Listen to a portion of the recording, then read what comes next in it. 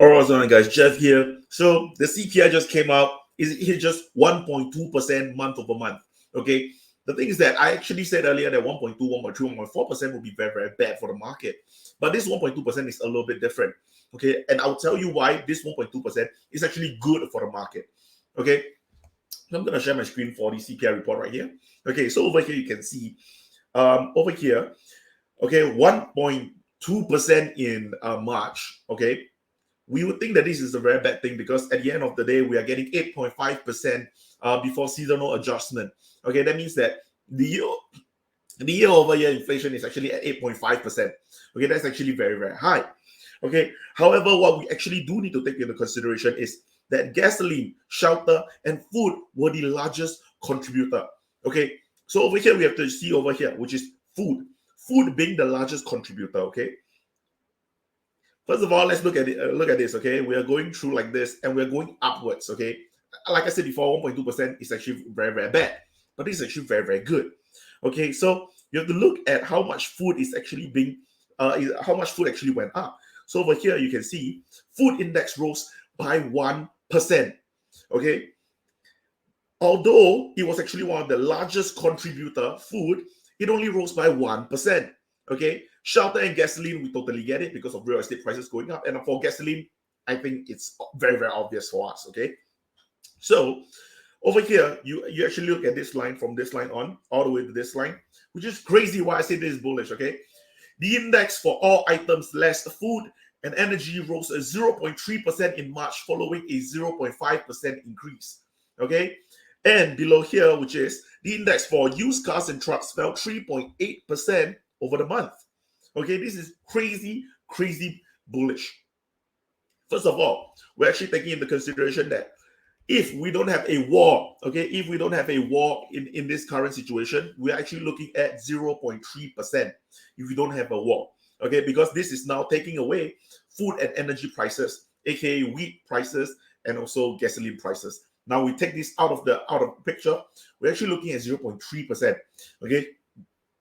0.3%, the last time we actually had that was back in August. Okay, we actually had a 0.3% back in August. But of course, back in August, we also had gas prices and also food prices that is being allocated alongside with it.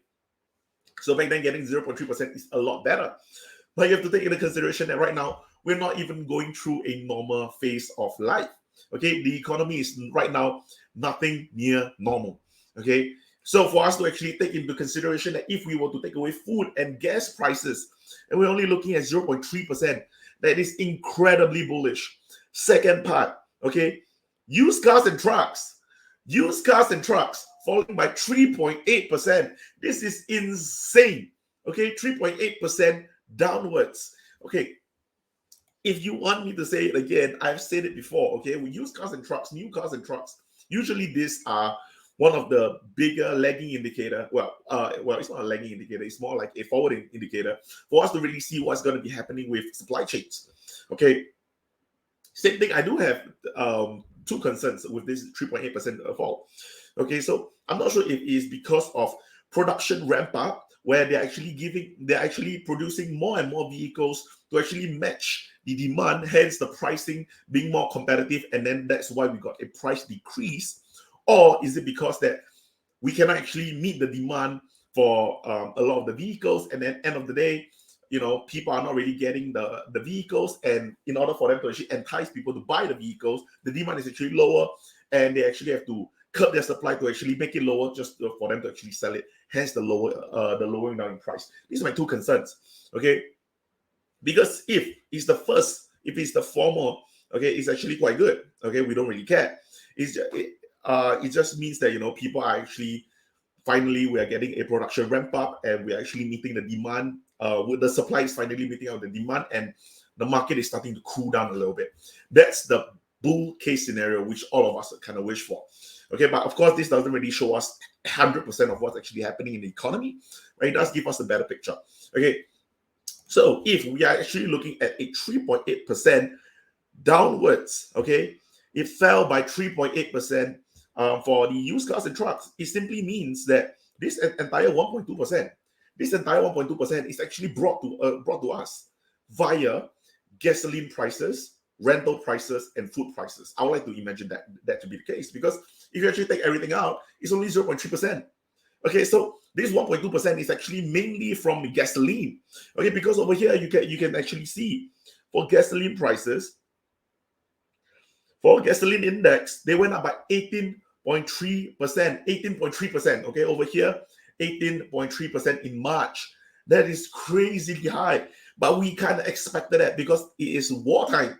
Okay, we expect that wartime, fair enough. Okay, we're gonna have higher price in oil, people are gonna have a shortage in oil, and because of that, gas prices eventually go up. We totally get that.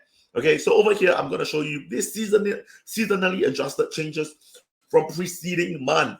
Okay, this is the blue highlighted ones are the March of 2022.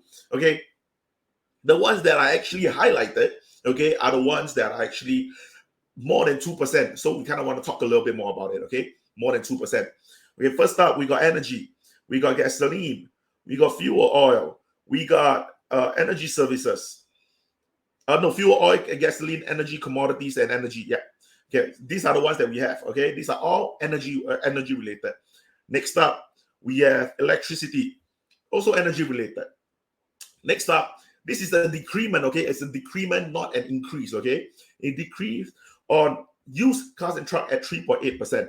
And next up, we got transportation services going up 2%. Okay, so honestly speaking, we actually look at this entire chart over here. Nothing is scary. It's honestly all coming from here. It's all coming from energy. Okay, I'm not going to go through the final details here. I will later on, as I will not go through line by line what is actually going on. But like, let's be honest here. If most of the price action or the inflationary pressure actually comes from your energy prices, your energy, your gas, your electricity prices, that's completely fine, because that's what we have already expected. The market has already priced in on the fact that we are going to be having a bad March inflation report. Okay, and this actually just makes it even better because we're expecting it to be super duper bad. Okay, but if we actually take into consideration of the core inflation and we take away the main thing, which is your gasoline and your food prices, we're actually down to 0.3% increment. That's incredibly bullish. But of course, if you are going to be looking at Bloomberg, you're going to be looking at Wall Street Journal, you're going to be looking at CNBC, you're going to be seeing inflation went up 8.5% in March, the highest in the new 4-decade high, things of that nature. But if you actually look at the market is euphoric. Okay, the market loves this news. The market thinks that because of this, we are finally seeing the end of the inflation arc. Okay, we're finally finishing the inflation arc. There's a good possibility that inflation will be ending very, very soon. Okay, right now, what I do want to check, okay, let me just bring up 10-year treasury yield.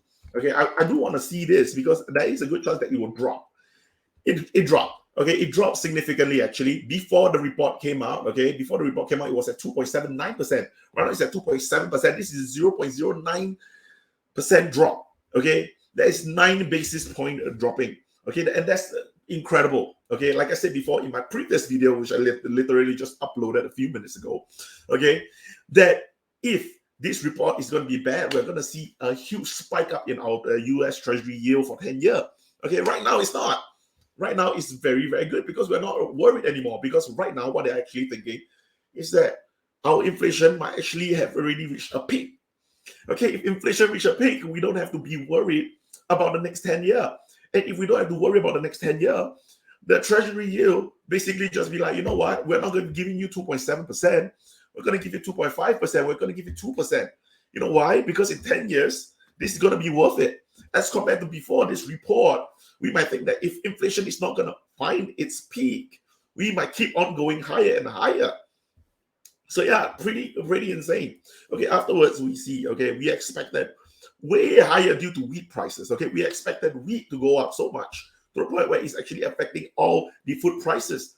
But food index only increased by 1% in March. Okay, and for the food at home index, it increased by 1.5%. Whereas we were actually expecting somewhere in the north of 3% to even 4% for the food index and food at home index, respectively. Okay, afterwards, for your index, for your poultry, food, poultry, fish, and eggs increased by 1% in March. Okay, that's pretty good. We were expecting way more as well, because the thing is that how it works for most of the commodities. Okay, if wheat prices were to go up, okay, chances are people are going to stop buying wheat as much. People are going to stop buying rice, noodles, bread, and such. They're going to buy poultry. They're going to buy meat in order for them to actually exchange in the nutrients that's needed in their daily life. Okay, so we expect the wheat prices to be going up a lot. Okay, but in this case, it's actually quite balanced. And this is going to be very, very bullish on one more point as well, because it means that food shortages, the fear for food shortages is going to be coming down. Okay, it's coming down because people are going to look at this report and just be like, food index is just up by 1%. It's not that bad. There's no reason for me to go out to hoard for food. Just imagine if today this food index actually went up by 8%. Food at home went up by 12%. Okay, similar to how the energy index is.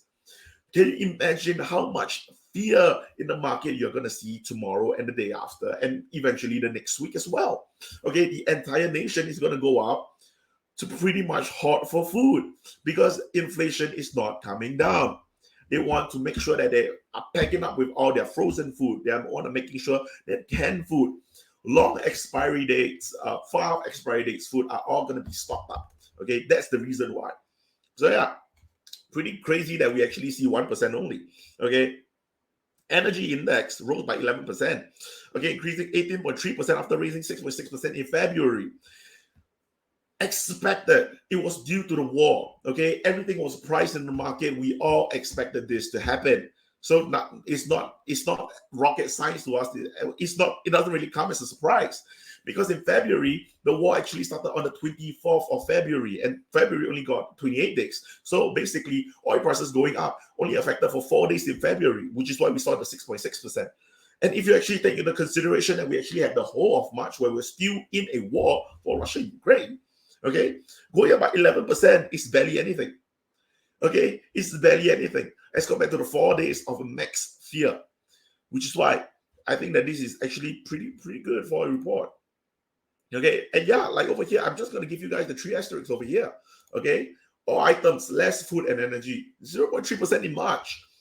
I don't know how to tell you guys even more that this is incredibly bullish, bullish. Okay, I'm not going to go through the small lines of everything, like how much is butter, how much is dairy fruit, how much is dairy food, how much is citrus fruit and such, because I do think that those don't really make a difference anymore. Because if food prices just go up by 1%, it doesn't matter. Even if your dairy goes up by 12%, I don't care, because that means that there's a lot of deflation going on in other food section. We don't have to worry about that. Okay, earlier we already saw for energy wise, we saw fuel oil go up, we saw natural gases prices going up as well. Okay, we saw the gasoline going up as well. We saw electricity going up as well. So those are basically the core contributor to the core inflation that's going up at the moment. Right now, I'm just telling you, SPY is up 1.15%. Okay, so it's actually quite crazy that the market is basically very, very happy with this result. But like I said before, okay, this does not mean that we finally reached the end. We are going to see a bull market completely throughout. Of course, I'm going to keep on updating this to see how this actually goes about. But yeah, that's all for the CPI report. And yeah, I'm going to go and shower and rest my throat finally. So thank you guys so much for watching, and I'll see you guys tomorrow.